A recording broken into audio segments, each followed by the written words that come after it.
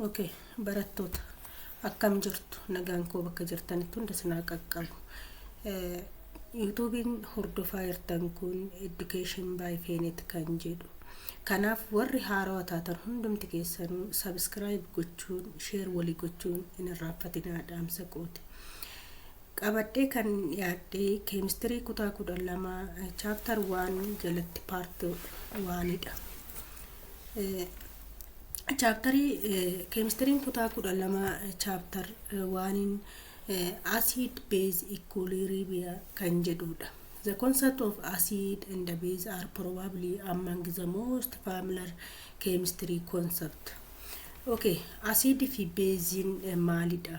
Acid fi base probably or chemistry concept chemistry keessatti beekamaa yookiin familiar jechuudha. The reason is that acid and the base have been used as laboratory chemical for centuries as well as atom. Sababni isaatis acid fi base akka chemical laboratory yookiin laboratory keessatti yeroo dheeraaf akkasumas mana keessattis kan itti fayyadamaa turre ta'uu isaati jechuudha. Common household acid include acetic acid.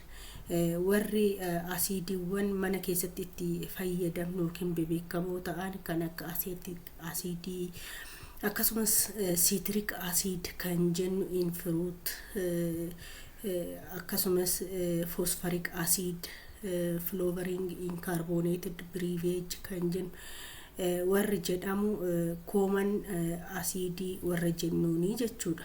Sodium hydroxide base sodium hydroxide jedhamu warra mana keessatti cleanery yookiin qulqullinaaf akkasumas ammonia kan jennu glass cleaner qulqullina yookiin fuullee qulqulleessuuf warra mana keessatti nu tajaajilan base warra jennuuni jechuudha. Weak acid and weak base are important weak electrolyte. Weak base fi weak acid kun weak electrolyte of yookiin electrolyte of warra tajaajilanii jechuudha. The different concept of about acid and base are Arrhenius concept, Brewster-Lowry concept, and Lewis concept. Yaanni waa'ee acid fi base irratti jiru yookiin conceptiin acid base irratti jiru an akka concept Arrhenius kan jennu, Brewster-Lowry concept kan jennu, akkasumas Lewis concept kan jennu tokkoon isaa gadi fageenyaan yaada maal akka acid base kan irratti qaban laaluu ni dandeenya jechuudha. So Arrhenius concept of acid and the base. Arrhenius concept of acid and the base maalidha yookiin namni Arrhenius jedhamu kuni yaada acid fi base af maal qaba yookiin maal conceptiin isaa kan jedhu. The Swedish chemist Arrhenius forms the first successful concept of acid and the bases. Namni Swedish Arrhenius jedhamu kuni ka yaada acid fi base kana yeroo jalqabaatiif kan itti milkaa'e yookiin milkaa'insa ittiin argate waa'ee acid fi base yaada kaa'eera jechuudha. He defined acid and the base in terms of the effect of this substance have on water. Acid fi base effect yookiin gocha in bishaan keessatti qabu yookiin bu'aa inni bishaan irratti qabu irraa kan ka'e acid fi base define gochuu danda'ee jira jechuudha. According to Arrhenius, acid are substances that increase the concentration of proton ion in aqueous solution. Akka yaada Arrhenius itti acid jechuun substance yookiin wanta proton ion aqueous solution keessatti dabalaa deemu jechuudha. Yookiin protonii qaamni gadhiisu yookiin protonii qaamni ofirraa baasu yookiin dabalaa deemu tokko maalidha aqueous solution keessatti acid jedhamee yaadama jechuudha. and the base increase the concentration of hydroxide. Base jechuun hydroxide concentration hydroxide ion solution substance aqueous solution keessatti warri dabalu maalidha base dha jedhee kan ilaalu jechuudha. In Arrhenius theory, strong acid is substance that completely ionized in aqueous solution.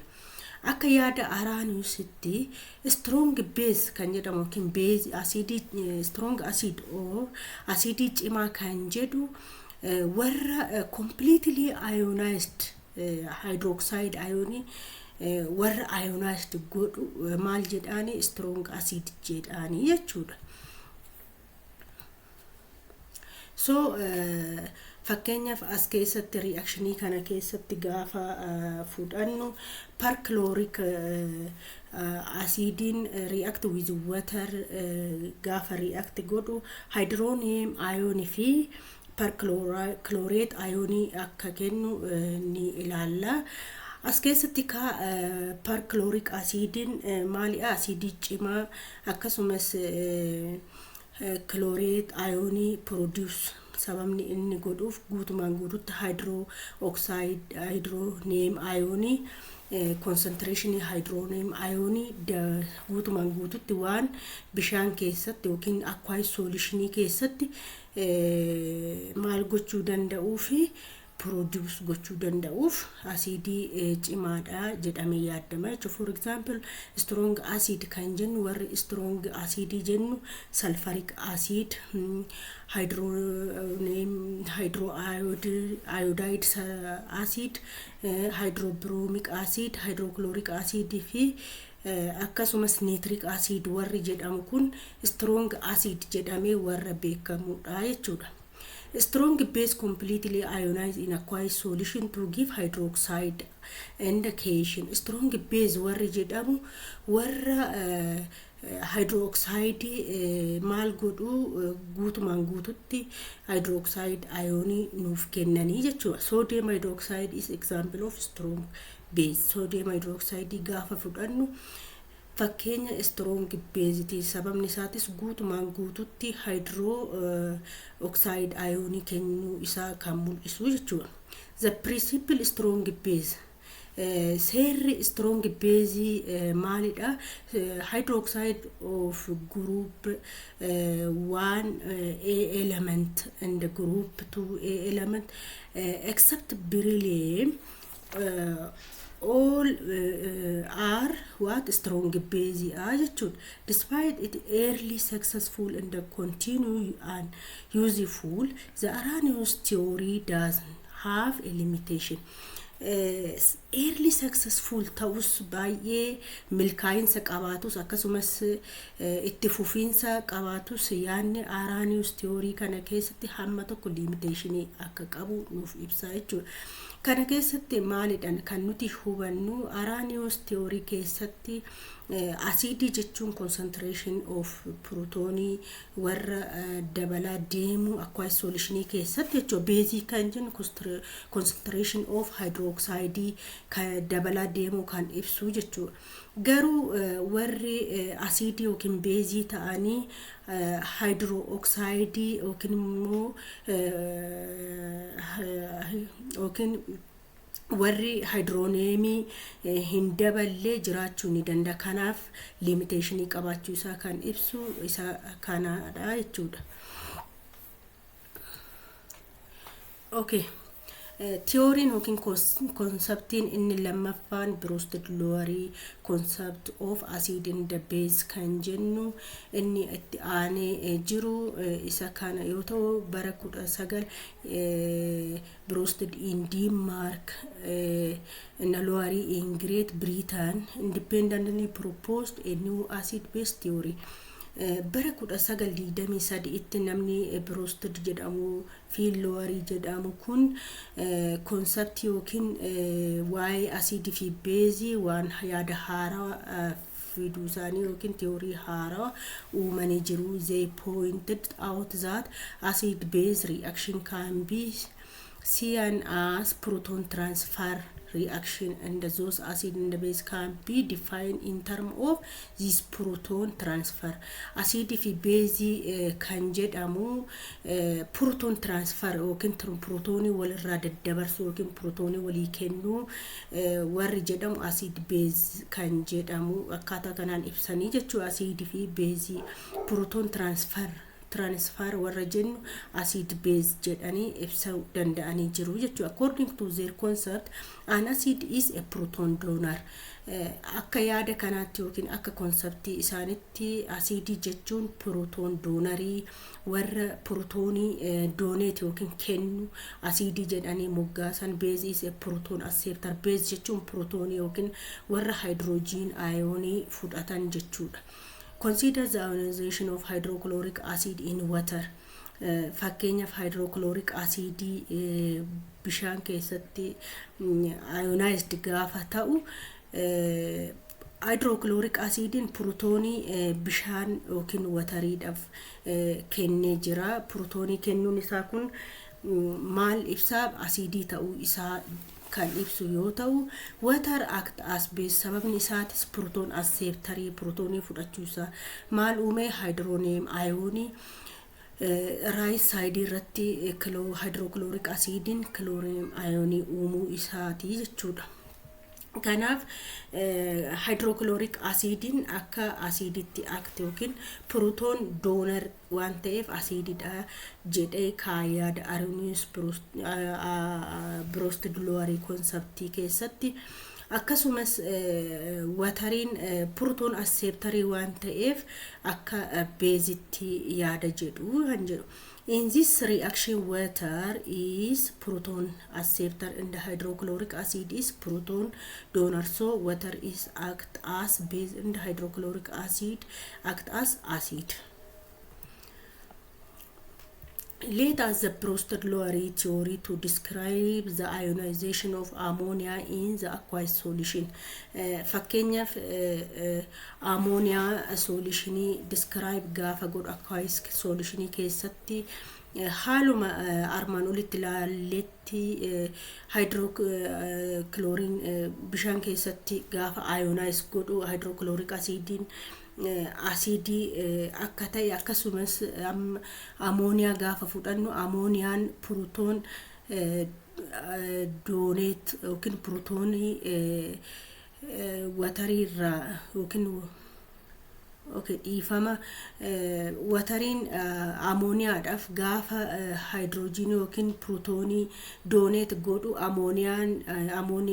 ammoniyaan accept gochuurraa kan ka'e ammonia act as base, water act as acid jechuudha. Sababni isaas water donate a proton for ammonia accept a proton from water. Kanaaf haala kanaan uumamee jira jechuudha. In this reaction, water act as acid. It give up a proton to ammonia base. As a result of this transfer, polyatomic ion ammonium and hydroxide are formed. Ammonium fi hydroxide form ta'uu isaanii kan ibsu jechuudha. The advantage of this definition is that it is not limited to aqueous solution. Sababa aqueous solution it limit hin taane yookiin aqueous solution dhaan limit sababa hin taane advantage isaa proton donate or proton acceptor irratti waan hundaa'uuf kanaaf aqueous solution keessatti limit kan hin taane jechuudha. Brostolari acid and the base always occur in pair and the conjugate acid base pair. Egaa ka Brostolari acid kan jennu yeroo hundumaa pair yookiin cimdiidhaan reactionii adeemsifamu jechuudha. Kana jechuun fakkeenya asirra gaafa fudhannee ilaallu as keessatti ammoniyaan akka base react godhe sababni isaatis protonii accept bishaanirraa waan godheef deebi'ee water act as acid proton donate for ammonia waan ta'eef jechuudha. Garuu gaafa reactant side yookiin product side deemnee ilaallu ammonium react within hydroxide, ammonium protonii tokko irra ammonia irra waan qabuuf act as acid. Also hydroxide act as base. So ammonia ammonium is the conjugate base of ammonia, conjugate acid of ammonia, and hydroxide is the conjugate base of water. Reactant side irratti warri acidity ta'e react godhu gaafa product side irratti deem conjugate base isaa ta'uu isaa kan nutti agarsiisu conjugate base pair kan jennu jechuudha. Reactant side irratti acidity kan ta'e react godhu gara product side irratti immoo base ta'uu isaa kan nu ibsu conjugate acid base pair kan jennu haala kanaan ibsuu ni dandeenya jechuudha. Okay, conjugate acid base kan jennu conjugate acid base pair can be defined as acid and its conjugate base or base and its conjugate acid. Conjugate acid base pair can be kan jennu or can define kan goonu acid and its conjugate base. Acidity gara harka mirgaarratti acidiin react gaafa godhu gara harka bitaarratti yookiin productiin uumamu suni conjugate base isaa ta'uu isaa kan ibsu. Akkasumas react side irratti base gaafa ta'u conjugate yookiin product side irratti kan uumame yookiin acid base sanarraa kan uumame conjugate acid ta'uu isaa kan ibsu jechuudha. The conjugate base of brostolaric acid is the species that remain when one proton has been removed from the acid. Conjugate base kan jennuuni akkaataa brostolaric acid kan ibsinu conjugate base kan jennu protonii tokko gaafa ofirraa yookiin protoniin tokko gaafa irraa ba'u react yookiin productiin hafe suni conjugate base isaa ta'a jechuudha. Fakkeenyaaf hydrochloric acid react with water gaafa react godhu hydrochloric acidin protonii hydrogen tokko ofirraa gadhiisuudhaan chlorine ion to have chlorine ion kun bu'aa hydrochloric acid ta'uurraa kan ka'e conjugate base hydrochloric acid ta'uu isaati jechuudha. Kanaaf protonii gaafa irraa ba'u react yookiin product side irratti kan hafu maal ta'uu isaati ibsa. Conjugate base isaa ta'uu kan ibsu. Conjugate acid result from the addition of proton to brostolaric base. Conjugate acid kan jennu protonii tokko acidiin gaafa dabalatu reactant side yookiin product side irratti kan uumamu conjugate acid isaa ta'a jechuudha.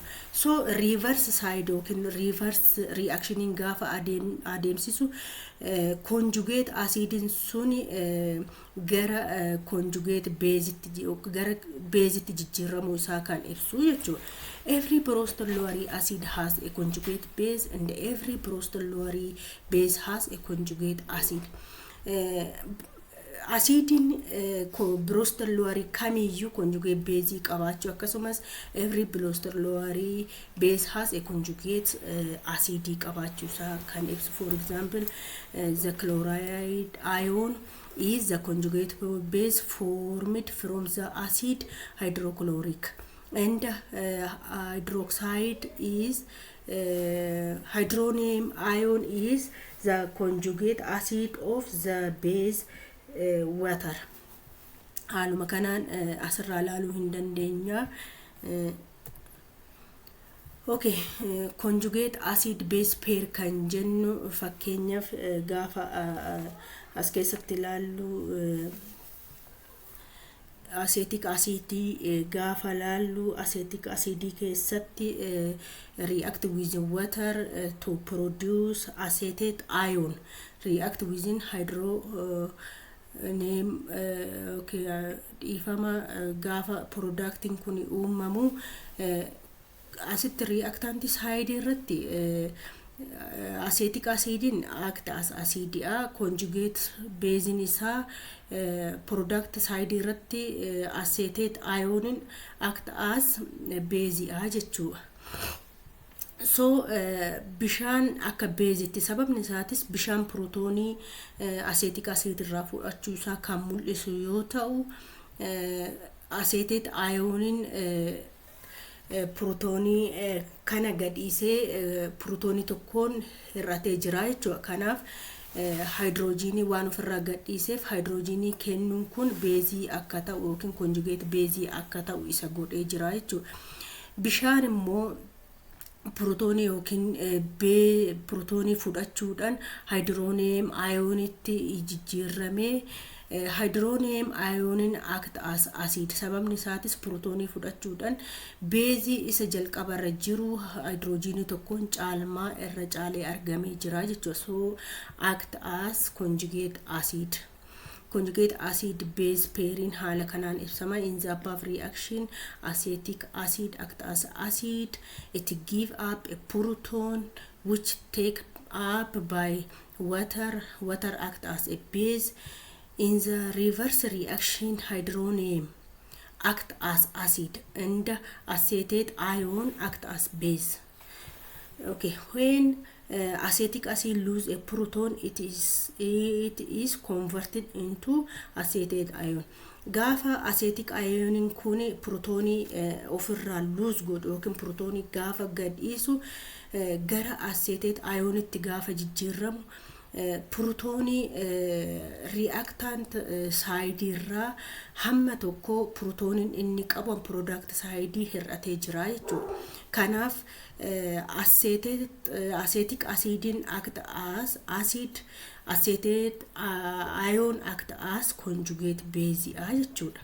Haluma kanaan the formula of these two species differ by single proton. Okay, formula kana gaafa laallu protonii tokkoon caalmaa yookiin wal caalmaa argisiisuu isaa kan ibsu kun protoonii tokkoon reactant side irra kan jiru protoonii yookiin hydrogenii tokkoon irra caalmaa product side irra jiru argisiisu. So protoonii tokko irra caalmaa reactant side qabaachuun kun yookiin protoonii tokkoon irra xiqqaa product side qabaachuu kun conjugate base gochuu danda'ee jira jechuudha. The formula of these two species differ by single proton. Species that differ by single proton constitute conjugate acid base pair. Species yookiin substance protoonii tokko wal caalmaa agarsiisan maal jedhamu yookiin garaagarummaa agarsiisan maal jedhamu conjugate acid base pair jedhamu isaaniiti. Within this pair the species within the added hydrogen is the acid and the species without hydrogen is the base. Species in hydrogen dabalatu maal jennaani acid jennaani, species in hydrogen ofirraa hir'isu base jennaani jechuudha. Is the base for any conjugate acid base pair. Isa ka wal nyaatinsa yookiin reaction conjugate base pair keessatti adeemsifamu keessatti hundumaayyuu haala kanaan gaafa protoonii tokkoon yookiin protoonii wal caalman isaan gidduu jiraate acid base pair aan ibsuu ni dandeenya jechuudha. The conjugate base has one fewer hydrogen and one more minus charge than the acid. Conjugate base kan jennu has one fewer hydrogen tokkoon irra xiqqaa hydrogen tokko yookiin hydrogen tokkoon hir'ata conjugate base and one more minus charge than acid. Acid sanirra charge tokkoon irra xiqqaachuu isaa kan ibsu. Conjugate acid has one more hydrogen. Conjugate base kan jennu hydrogen tokkoon irra caalmaa kan qabu one fewer minus charge than the base. Base irra charge tokkoon irra xinnoo kan qabu jechuudha. Egaa haala kanaan chartii kana keessatti conjugate base pair akkaataa kanaan ibsuu hin dandeenya. Asirraa akkuma hubannutti fakkeenyaaf acid akkaataa kanaan conjugate base pairing inta akkaataa kanaan taa reactant jira product side jira reactant side irratti acidin gaafa jiru acid for base gaafa react godhani at react side irratti acid gaafa ta'u product side isaa conjugate base ta'u kan ibsu react side irratti base conjugate base conjugate pairing isaa acid ta'uusaa kan ibsu yoo ta'u fakkeenyaaf hydrofluoric acid gaafa fudhanne react with water fluoride ion fi hydronium ion kan uumu yoo ta'u akkasuma hydrofluoric acidin acid gaafa ta'u reactant token product side irra kan jiru fluoride ionin conjugate base isaa ta'u sababni isaas akkuma armaan olitti ibsuuf yaalletti hydrogen tokkoon conjugate base acid irra hydrogen tokkoon hir'ata jenneerra kanaaf fluoride ionin hydrogen yookiin protonii tokkoon hir'achuu hydrofluoric ion irra ta'uu isaa kan mul'isu akkasumas wateriin akka base ta'ee yoo jiru wateriin base gaafa ta'u conjugate acidin isaa hydronium ion gaafa ta'u hydronium ionin base isaatirra protonii yookiin hydrogen tokko caalmaa qabaachuu isaa kan ibsu jechuudha. Haaluma kanaan ammonium gaafa laallu akkasumas hydrophosphoric acid hydrophosphoric gaafa laallu haala kanaan warri as keessatti ta'an conjugate base acid isaanii haala kanaan laaluu hin dandeenya walumaa galatti asitti ibsuu kan barbaade conjugate base acid kan jennu yookiin conjugate of acid is base ta'uusaa kan ibsu conjugate acidin yookiin conjugate acidin isaa hydrogen tokkoon gaafa irraa hir'atu conjugatein isaa base ta'uusaa kan ibsu ta'uusaati haala kanaan chaartii kana keessaa dubbisuu ni dandeessu itti aansuun strings of conjugate acid base pair strings of conjugate acid base pair kan jennu yookiin cimina conjugate acid base akkaataa kamiin ibsuu ni dandeenya the net direction of acid base reaction depend on relative acid in the base strings directionin yookiin base acid reactionin kan ibsinu akkaataa cimina yookiin dadhabina acid fi base sanirratti hundaa'eeti jechuudha direction processed to the greatest extent in the direction in which stronger acid and stronger base from weaker acid and form a weaker acid and a weaker base so stronger acidin yookiin stronger base tokko yeroo kamiyyuu stronger acid yookiin stronger base akka uumu kan hubachiisudha the stronger the acid the weaker it is conjugate base yeroo kamiyyuu wanti nuti beekuu qabnu acid yookiin acid irraa conjugate base akka uumamu hubannee jirra yookiin base irraa conjugate acidin akka uumamu hubanneerra yaa ta'u malee akkaataan weaker yookiin akkaataan cimina acidummaa yookiin beezummaa isaa kan hundaa'u cimina acid fi base sanirratti yookiin cimina reactant irra jiru irratti hundaa'e yookiin dadhabina isaa irratti hundaa'e product irraa argannu sun cimaa fi dadhabaa ta'uu akkaataa kanaan yookiin haala kanaan hubachuu dandeenya jechuudha similarly the stronger base yookiin base tokko gaafa cimaa ta'uu weaker the weaker it is it conjugate conjugate acidin isaa baay'ee dadhabaa ta'uu kan ibsu yoo ta'u for example hydrochloric acid is stronger acid hydrochloric acid gaafa fudhannu stronger acididha Asidii kanarraa kan nuti argannu product side irratti conjugate base ta'uu isaa hubannee irraa conjugate base isaa baay'ee dadhabaa ta'uu isaatii kan ibsu jechuudha. Sababni isaatis hydrochloric acidii cimaarraa conjugate base isaa argannu dadhabaa. Kana jechuun guutumaan guututti ionized ta'uu isaa kan ibsu jechuudha. Is a weak base jechuudha. Acetic acid fakkeenyaaf gaafa fudhannu is a weak acid. It conjugate base acetate ion isaa maalidha baay'ee dadhabaa ta'uu isaati jechuudha.